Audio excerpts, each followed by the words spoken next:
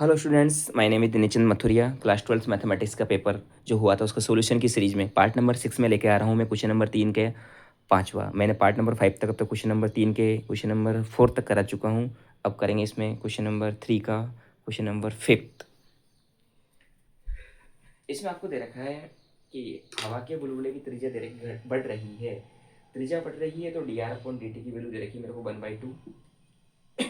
आयतन किस दर से बढ़ रहा है बोलेगा। आयतन अपन जानते हैं 4/3 पाई आर क्यूब होता है। तो मुझे D V upon D T निकालना है तो 4/3 ये रहेगा pi 3r² D R upon D T. 3 से 3 कट हो जाएगा, लेकिन उसमें r इक्वल टू 1 सेंटीमीटर की बात करी गई है। तो 1 D R upon D T 1/2, तो आंसर आएगा इसका 2 पाई। 2 पाई डी वी है तो सेंटीमीटर क्यूब सेकेंड है, तो ये इसमें आंसर आएगा इसका।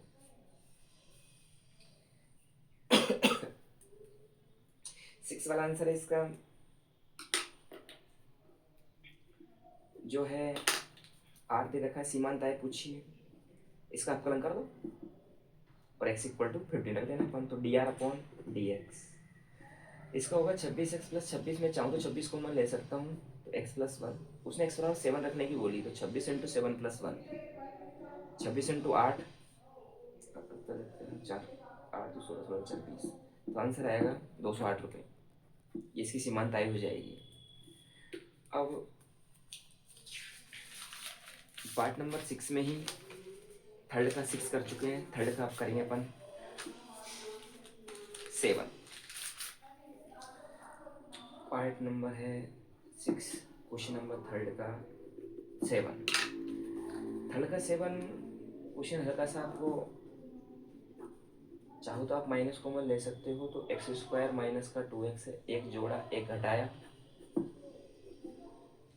ये देखा जाए तो x-1 का होल स्क्वायर और -1 आ रहा है, माइनस अंदर पहुंचाऊंगा तो मैं बैठेगा ये 1 माइनस 1 x-1 का होल स्क्वायर। इसका फॉर्मूला डायरेक्टली होता है साइन इनवर्स x प्लस का c।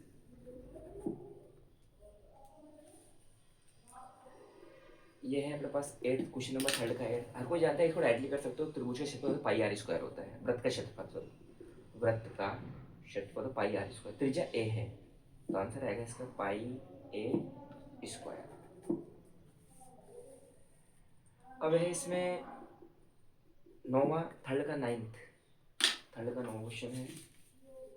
सिद्ध करना था कि y इक्वल टू मुझे दे रखा है a cos x और b sin x। सॉल्यूशन करना है, एक बार अवकलन किया तो माइनस का a sin x प्लस का b cos x। डबल अवकलन करना पड़ेगा a cos x माइनस का b sin x। देखा जाए तो बाई की वैल्यू माइनस बाई की, जब इसको इधर लेके आऊँ तो d2y/dx² प्लस का y बराबर 0। ये थी सिद्धम। ये सिद्ध करना था, इसमें कोई आंसर नहीं निकालना था। ये अपने कर दिया है थर्ड का 9th।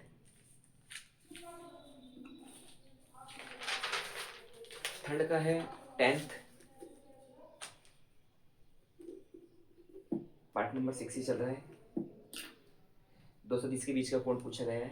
हम जानते हैं cos थीटा बराबर a.b अपॉन a का मापांक और b का मापांक। a.b की वैल्यू अपन 1/3 दे रखी है, ये √3 और 2 दोनों का मापांक है। कट कर सकते हो अपन, तो √2/2 ये हो जाएगा 1/√2। cos थीटा बराबर 1/√2, थीटा बराबर 45 डिग्री। अब है 11 क्वेश्चन। दो बिंदुओं से गुजरने वाली रेखा की दिकोसाइन पूछी गई है। पहले अपन को इसकी गुजरने वाली रेखा की दिकोसाइन का मतलब है इनको दोनों का डिफरेंस करना होता है। 1 - 2 माइनस माइनस ये हो जाएंगे अपने पास दिक अनुपात DRS।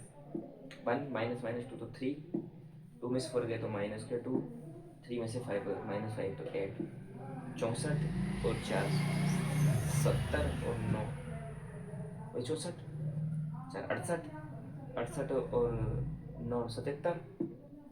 √77 का भाग देंगे तो DCS निकलेगा, 3/√77, 2/-2/77, 8/√77। कोई चाहो तो प्लस माइनस लगा सकते हो, मना नहीं, आपका आंसर ये भी सही है।